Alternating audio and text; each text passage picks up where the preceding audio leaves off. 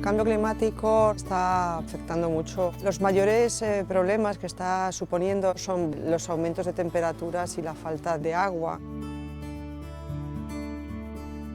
El calentamiento provoca un aumento de la cantidad de azúcar en la uva y una bajada de la acidez, con lo cual los vinos son bastante más desequilibrados y quizás esas son las situaciones más agravantes en este momento. Hay que adaptarse y adaptarse implica cambiar nuestra forma de actuar. Cuando empecé con el proyecto ya la idea era clara, iba a hacer un producto ecológico, trabajando el campo, que era lo que más me interesaba, dándole valor a dónde se cultivaba la planta.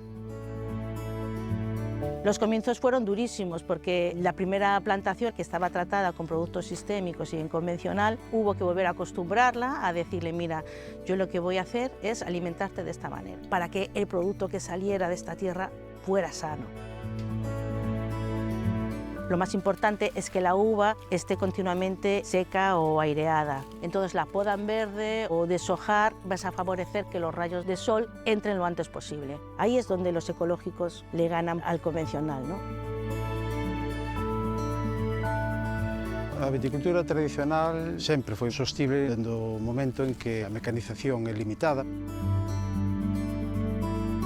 Levamos xa máis de 3 décadas con coberta vegetal, porque con isto conseguimos que se enriquezca o solo materia orgánica. E nos nosos viñedos empregamos a confusión sexual para o control da couza. Esta técnica consiste en confundir os machos, dado que estes difusores emiten unha fermona sexual femenina e, polo tanto, as couzas femia realizan unha oposición infértil. Non van a existir as eirugas que pican as uvas e que producen o dano no viñedo.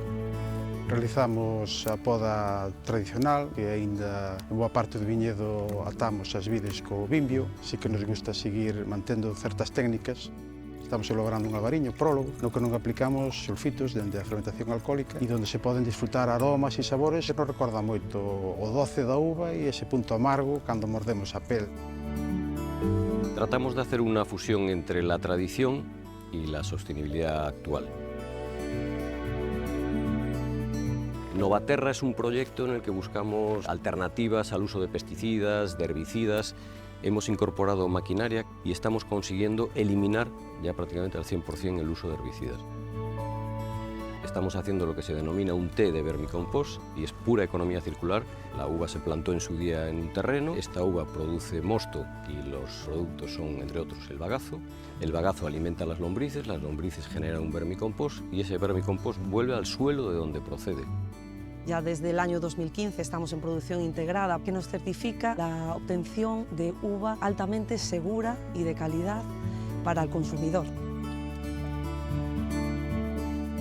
Lo que hacemos es reducir los insumos con técnicas que nos hace que el producto sea totalmente sostenible y esto redunda en la calidad no solo del producto, sino también del medio ambiente y con la sociedad.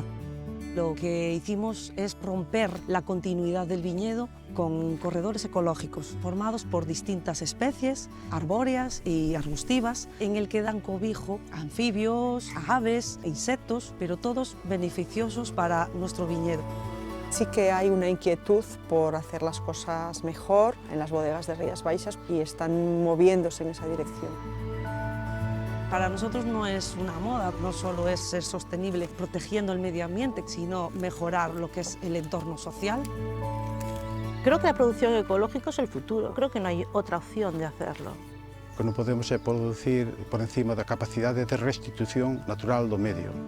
Un vino pues, con más carácter, con más estructura, motivado por ese incremento en los microorganismos y en la recuperación del suelo. Lo lógico justamente es que todo el mundo cultivara con un respeto hacia la tierra.